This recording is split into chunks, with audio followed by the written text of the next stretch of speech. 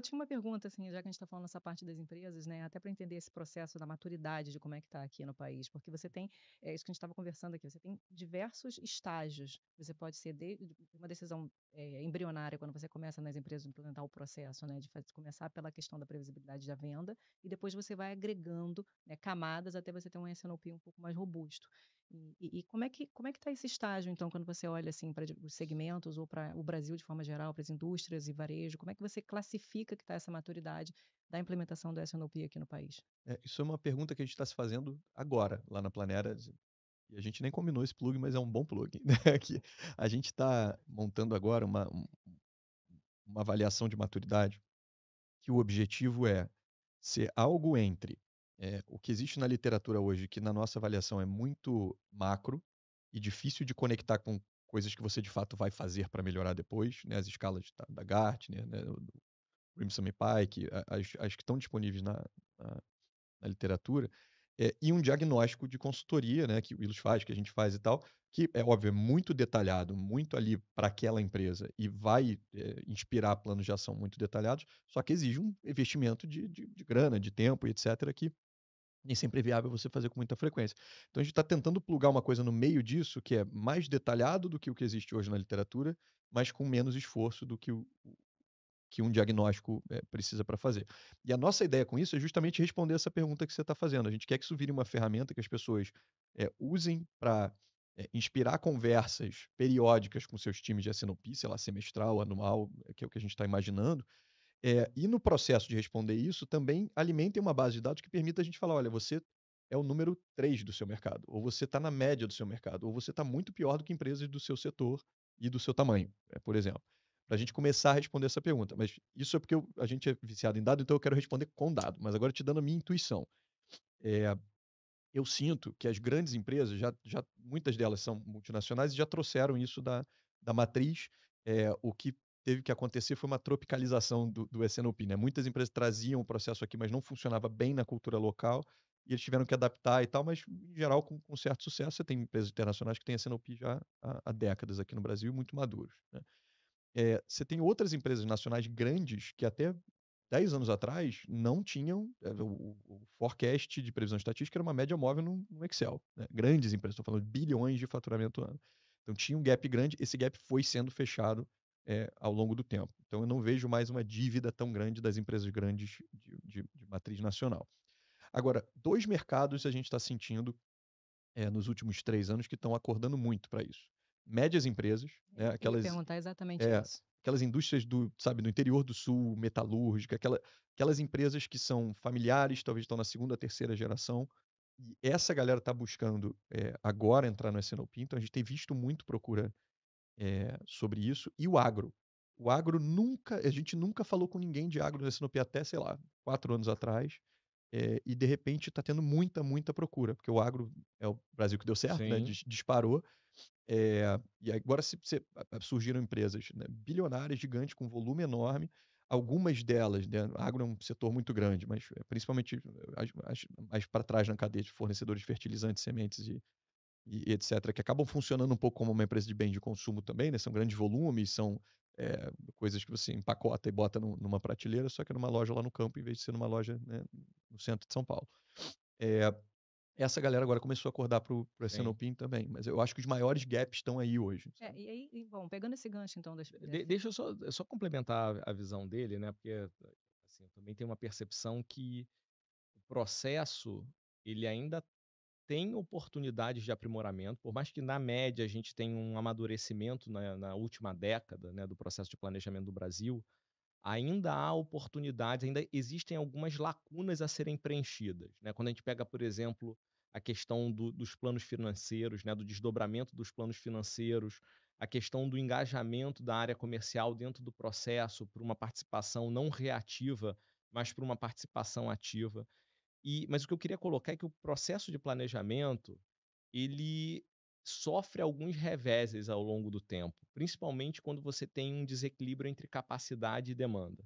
Então, sempre que a gente tem um choque provocado por uma crise econômica, e isso faz com que a gente tenha uma contração de demanda no mercado, acaba acontecendo uma indisciplina no processo de planejamento que às vezes vem sendo construído nos anos anteriores. Por quê? Porque dá a falsa sensação de que eu tenho capacidade limitada para atender a demanda que se apresenta. E mais, a pressão da empresa recai toda sobre trazer a demanda para dentro de casa. Então, eu tiro qualquer trava que eu tenha, que o processo de planejamento possa trazer para o processo de venda, e muitas vezes SNOPs maduros regridem a estágios iniciais de planejamento. Então, ele é um processo que você não constrói uma vez só e ele está maduro e acabou. Você tem que manter esse processo acontecendo, sob pena de você regredir a estágios iniciais de maturidade. A maturidade não é linear sempre na mesma direção, ela vai crescendo e ela tem soluços, ela É, regride e aí progresso não é você dado. reconstrói novamente o processo de planejamento. Então, esse momento que a gente está passando, né, um pós-pandemia, que a gente teve uma aceleração do crescimento do e-commerce, né, e do consumo de alguns itens, claro, durante a pandemia, a gente vê agora uma contração desse mercado e alguns processos maduros evoluindo por conta dessa contração. Então, esse é um ponto de atenção, porque o S&OP, na verdade, o planejamento tático, ele muda de papel. Se enquanto eu estou sendo desafiado pela demanda, eu tenho como objetivo principal extrair capacidade dos recursos, né, para poder dar conta de atender essa demanda da melhor forma possível, na hora que a demanda Cai. ela passa a ser menor do que a minha capacidade, eu preciso ser muito eficiente no uso dessa capacidade para me manter competitivo e salvar caixa, que é o que me interessa nesse momento. E aí eu vou só complementar, né, porque você tinha perguntado a questão do externo também, né, que eu acabei não respondendo, mas eu vou lembrar, porque esse é um ponto também de evolução do processo de planejamento tático. Na hora que eu organizo a minha casa internamente, fica muito evidente que eu tenho a necessidade de me integrar com meus principais parceiros na cadeia, né? Porque eu dependo do planejamento deles para poder dar uma boa execução e atendimento. Então, esse é o ponto que talvez o Diego citou a lacuna que existe entre o processo de S&OP, né, com países mais maduros, como Estados Unidos e Alemanha. Quando a gente pega processos de integração externo, né, como programas de resposta rápida, VMI, ou mesmo o processo de planejamento integrado, como o CPFR, aí a gente está muito Enorme. atrás. Aí a lacuna é Enorme. gigantesca, né? A gente está muito atrás porque a gente não tem os artefatos de gestão. A grande dificuldade de implementação, que a pergunta era quem faz isso, quando você tem a empresa, você pode destacar uma liderança do processo de planejamento. Quando você está falando de empresas diferentes, com CNPJs e donos diferentes, Quem lidera? quem lidera? E qualquer processo de gestão só existe com gestor. Então, eu criar uma estrutura que permita a gestão desse processo de planejamento não é trivial, né? Eu preciso mudar a minha estrutura organizacional, né? Conformar em células que possam atender o cliente diretamente, ter esse contato mais próximo.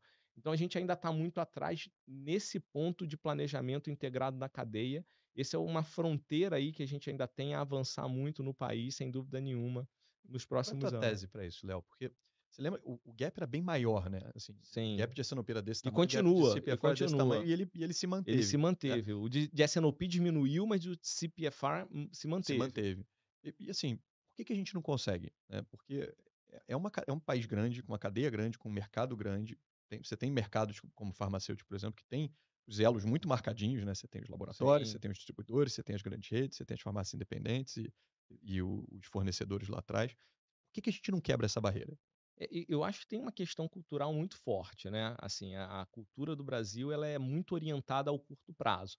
E processo de planejamento integrado, todos os grandes cases que a gente tem documentado na literatura sobre planejamento mostram que ele não traz ganhos imediatos, né? A construção dele exige um investimento e um custo de planejamento que é muito maior do que o processo tradicional, onde cada elo está separado, e o ganho ele vem ao longo do tempo, ao longo dos anos, né? É como se você precisasse mudar uma relação adversativa numa relação colaborativa. E aqui no Brasil, a gente tem aí vários estudos, né, que mostram que a nossa orientação decisória é sempre muito pautada pelo curto prazo. Os indicadores são sempre de curto prazo, e isso faz com que os executivos tenham dificuldade de mudar essa chave, né? E o porquê é de curto prazo, aí você vai ter raízes históricas, né, da formação do nosso da população brasileira, as questões macroeconômicas, você vai ter a questão da própria infraestrutura, que é muito deficiente e dificulta planejamentos de mais longo prazo, né? Então, tudo isso vai impactar no porquê o modus operandi do executivo é mais orientado para o curto prazo. Uhum. Não é uma barreira tecnológica, a tecnologia está disponível, né? Mas vencer, ser capaz de fazer a conta, de mostrar, né, que o benefício de um ganho negocial no final do mês, né, quando você vai fazer aquela disputa de margem, ele é muito menor do que o ganho operacional pela estabilização da cadeia, ainda é difícil ser feito. A gente começa a conseguir mostrar isso com mais clareza, mas ainda assim, essa mudança desse mindset adversativo ainda demora um pouco, né? Acho que tem um caminho mais concordo longo. total contigo.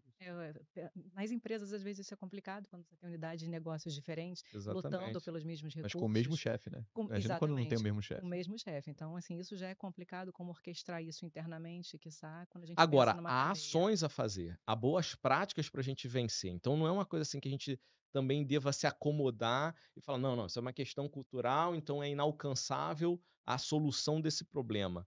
Existem métodos que você pode utilizar para tentar, aos poucos, vencer. Né? Fazer uma implementação faseada. Né? O que é uma implementação faseada? Você definir objetivos que sejam alcançáveis facilmente no início, para que as equipes se motivem a colaborar e não a competir. Parceiro piloto que tem uma relação melhor. Um parceiro com a cabeça mais piloto, pra frente. né? Você colocar, né, nessa implementação faseada uma abertura limitada de informação para também não correr um risco da informação ser utilizada de forma inadequada do outro lado. Então, tem práticas que permitem você implementar com sucesso mesmo em ambientes onde você tem uma dificuldade maior. Tá? Então, acho que esse é um ponto aí importante nisso. E eu acho que a gente foi matando as dificuldades ao longo dos anos, né? Assim, antigamente, dados era uma dificuldade gigante, né? Você conseguir... Como é que eu plugo nos dados de um RP que está lá no servidor do cara, né? Lá do... Né? Como é que eu faço? Boto lá um chupa-cabra para ficar me mandando dado e tal. Ficou muito mais fácil quando as coisas viraram web e agora está na nuvem e tal, data lake, a gente consegue resolver isso muito mais fácil. E surgiram várias empresas ao longo do tempo, em farma antes, mas agora em bens de consumo estão surgindo várias, que vivem de sugar esses dados, padronizar, qualificar e vender para quem está no elo anterior da cadeia. Né? Tem muito disso. Não era comum isso em bens de consumo até, sei lá, 5, 6 anos atrás. Né? Farma já tem isso há muito mais tempo, mas mesmo assim, essa barreira... Então a barreira de dados meio que caiu, a tecnologia caiu. Ficamos com cultura e ficamos com as barreiras de gestão. E aí, assim, eu diria que o gap que vocês mediram, né, na pesquisa provavelmente é muito maior, porque o que eu vejo de gente falando, tem CPFR aqui? Tem.